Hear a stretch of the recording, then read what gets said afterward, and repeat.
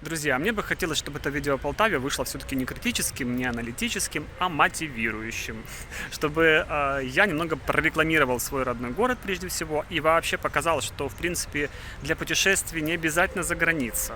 Да, есть у вас свободные 2 дня, задолбал вас быт, какой-то рутина, берите сумку, рюкзак, покупайте билет на автобус или на поезд и едьте в соседний город, в соседнюю область. Вся Украина перед вами, друзья. Например, из Киева в Полтаву можно добраться за 3-3,5 часа, 4 часа, смотря чем добираться. В принципе, весь транспорт комфортен, достаточно что поезд, что автобус, поэтому едьте в Полтаву.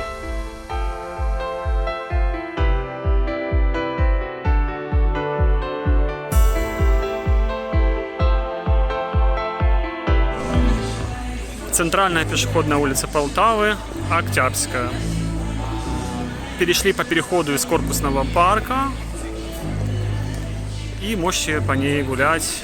Очень атмосферно, прикольно. В теньке. До самой белой беседки. А что такое белая беседка? Не переключайте, как говорится, скоро увидите. Прогулочка по Полтаве начинается с пьяной вишни.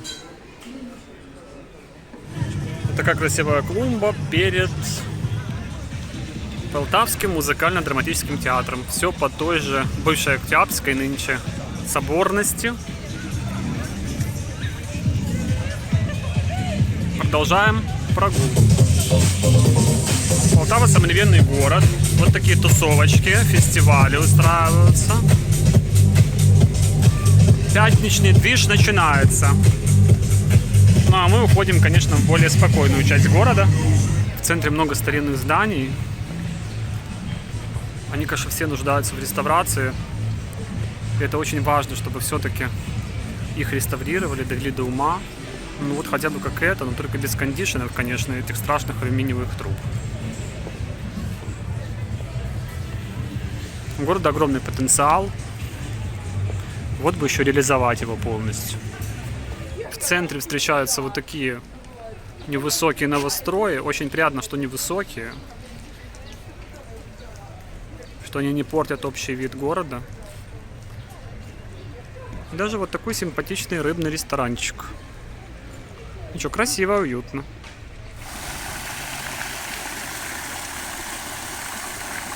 А это парк Петровский прямо напротив Солнечного парка. То есть уже 3-й парк за нашу прогулку. Буквально за 20 минут мы попали в 3 парка. В Петровском парке памятник Тарасу Шевченко. И напротив еще одна достопримечательность. Причем не только уровня Полтавы, а и всеукраинского уровня. Это Полтавский краеведческий музей. Посмотрите, какая красота.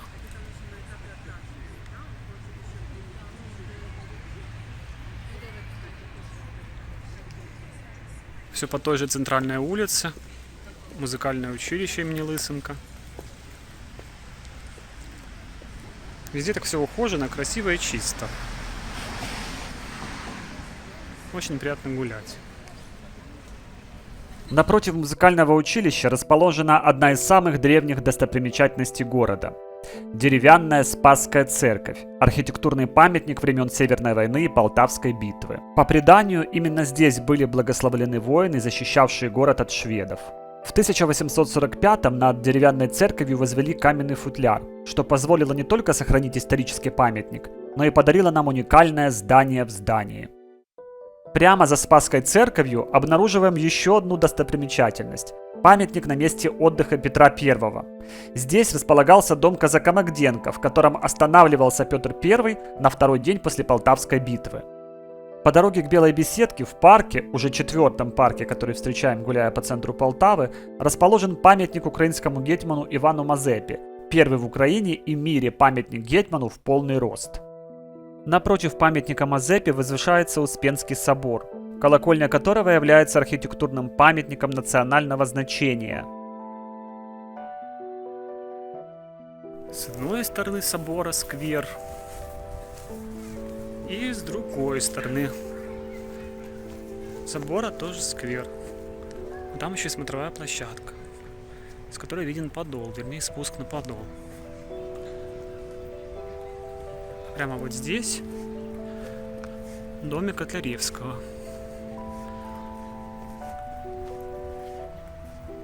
Украинского писателя и драматурга, основоположника украинской литературы.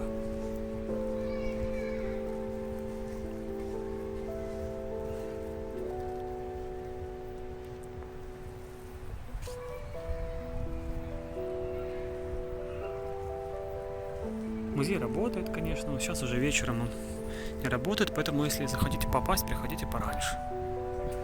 Очень красиво, атмосферно, все в цветах, ухожено.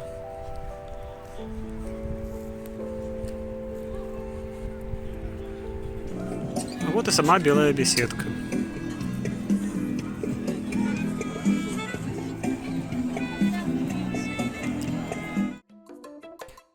Открытие беседки было приурочено к 200-летию Полтавской битвы. Она была сооружена на месте Подольского сторожевого бастиона Полтавской крепости. По легенде, она имеет форму подковы, потому что на этой площади местный кузнец подковал коня Петра I, потерявшего подкову в Полтавской битве.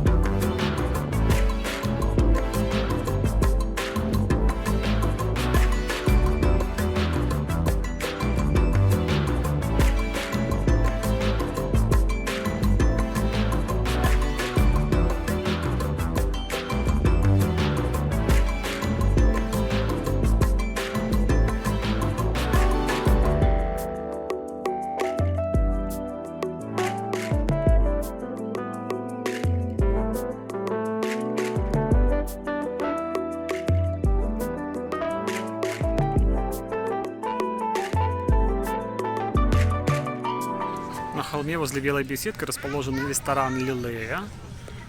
Оттуда открывается очень красивый вид на Подол. Возле ресторана такая башенка.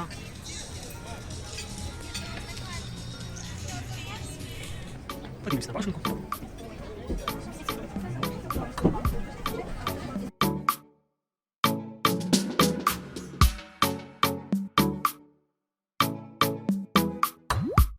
Также возле ресторана есть прикольный памятник полтавской галушке.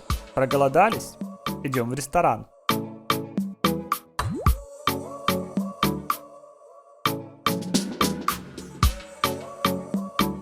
Вот такой шикарный ресторан «Лилея». Посмотрите, пожалуйста.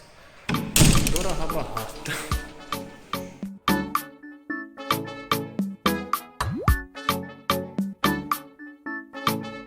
Вот так у нас выглядит пивной бар в «Лилее». Сейчас идем на смотровую площадочку. В «Лилее» есть ресторан, а есть пивной бар. Вот так выглядит пивной бар. Летняя площадка с вот таким видом. Ну и бутылочка белого вина. 320 гривен. Итальянская. Недорого.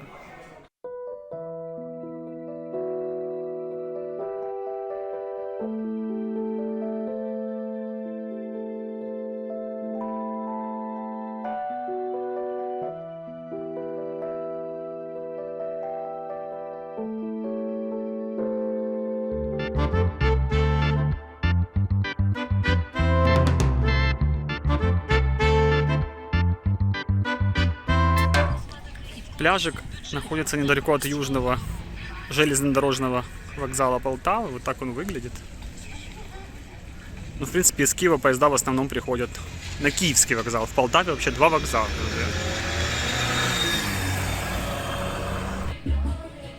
Городской пляж. По-моему, городской 3-й пляж в Полтаве на реке Ворскла. Я приятно удивлен, все облагорожено. Зонтики, лавочки, всякие навесы. Есть вот кафешка. Сейчас узнаем, что здесь дают в кафешке.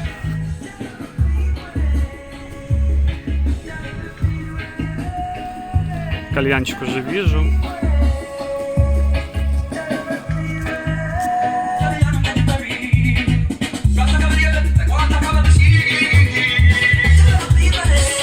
Короткий гайд по ценам. Вот так внутри. Скромненько. Бокальчик светлого пива 25 гривен, вообще ни о чем по цене. Ну и в принципе в целом приятно, можно провести полдня или может быть даже целый день, отдохнуть. Водичку покажу, насколько она чистая.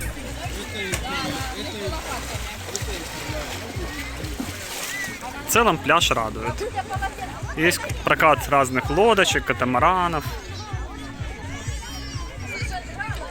Цены в принципе приемлемые. Детская площадка. Вон там сетка для пляжного волейбола. Ну, прилично, ничего не скажешь. Есть аллея с лавочками. Даже елочки посадили какие-то. Чистый песок относительно. Там вдалеке еще есть площадка для занятий спортом, турники разные. Это бесплатный туалет, еще, между прочим, с медпомощью, видите, с кабинетом. Новенький бесплатный туалет. Что внутри? Ну, слушайте, все в плиточке. Чисто убирают здесь. Туалетная бумага, друзья, наличие. Ну вот так, немножко по-совковому, но, по крайней мере, бесплатно, чисто. В общем-то, зачет этому пляжу. А от що ще обнаружено. Пам'ятка фізичної культури збудована 31.08.1972 року. Внимание, пам'ятка. Вот такой замечательный турничок. А вот и стоянка для велосипедов.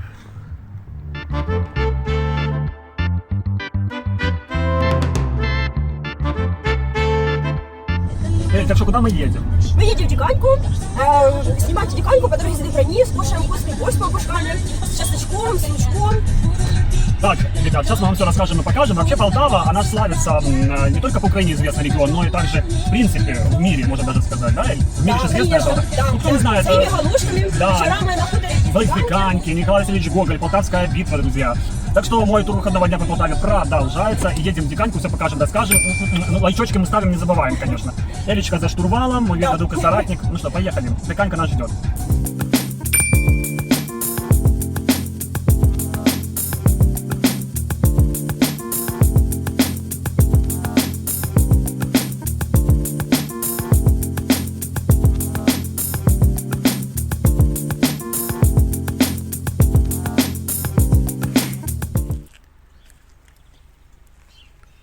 Ох, красота. По дороге в Диканьку заехали в ресторанчик. Это усадьба, это не ресторан. Даже усадьба какая-то вот подсказывают. Сейчас посмотрим, что это.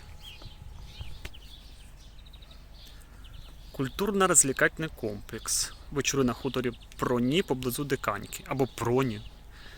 Как правильно, непонятно. Ну, народ, кто знает, кто хорошо разбирается в Диканьке. Так, Эля уже готова заходить. Так, красота. Заходим. Так, ну смотрим, понятно? Все в украинском таком сельском стиле. Видите, как похоже на красиво все. Чорнобривці в нас і ламати, даже споймешь. Воз. Вот такая хатка. Воз. Смотрим под ноги. Ну, слушайте, автентично, красиво. Вон аист какой. Красота, ребят. Вот так красиво, уютненько, можно посидеть. Какие-то станки старые. В общем, какой-то даже мини-музей утвари украинской, староукраинской.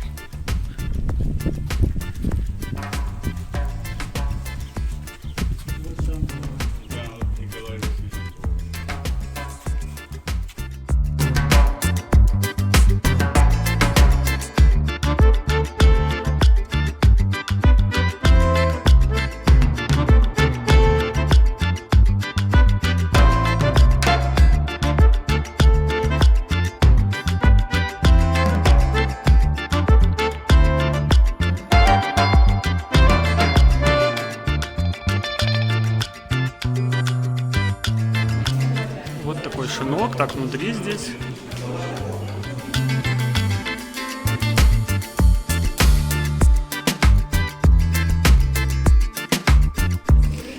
Вот такой борщик маленький, это 200 грамм борщика, если большая порция, там, по-моему, 350 или 300.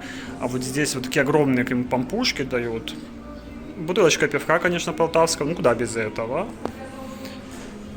Так. Стаканчик узвара вкуснейшего. По ценам сейчас пропишу. В принципе, здесь очень доступно, насколько я понимаю.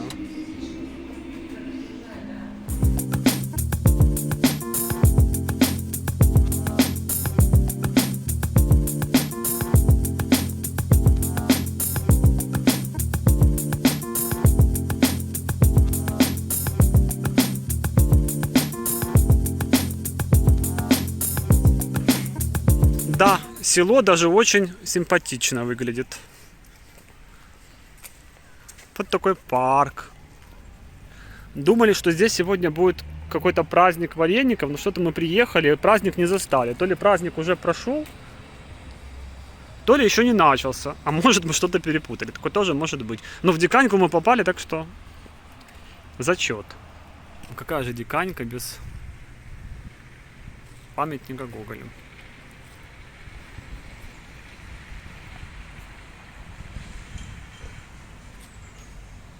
Красота.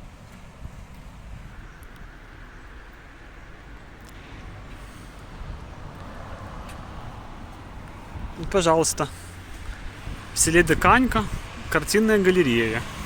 Имени Башкирцева. Да. Вот так вот все это красиво выглядит. Просто прелесть. Государственный краеведческий музей. Обратите внимание, даже вот QR-код есть, наверное, для покупки билетов в музей. Вот тебе цивилизация.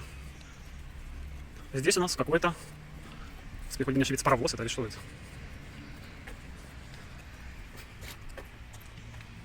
Туристичная мапа Диканьки, карта присутствует. Локомобиль.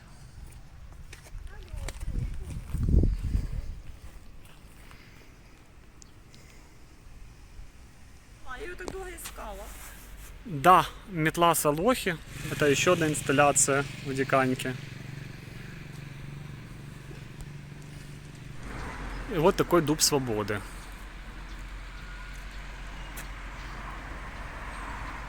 Символ любви украинцев к свободе. Вільна незалежна Україна.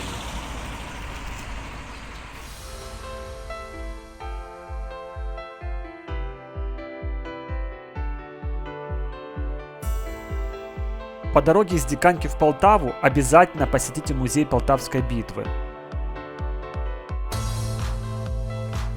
Возле входа в музей установлен памятник Петру Первому.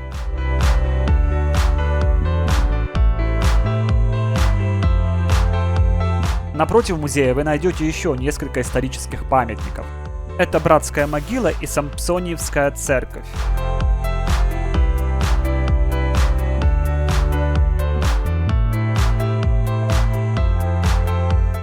Все эти достопримечательности вместе с памятником на месте отдыха Петра I, Крестовоздвиженским монастырем, Спасской церковью, которые были показаны ранее, и другими памятниками, которые я не успел посетить, входят в состав историко-культурного заповедника «Поле Полтавской битвы». Полтава – уникальный город, как по своей атмосфере, так и по количеству и разнообразию исторических памятников и мест силы. Приезжайте, наслаждайтесь красотой, гостеприимством, природой, едой и историей этого города. Автобус подан. Прощаемся с Полтавой. Спасибо за теплый прием. Возвращаемся в Киев. Счастливой дороги мне. Друзья, я благодарю вас за ваши лайки и подписку, и за то, что вы со мной в моих путешествиях. До встречи в новых видео.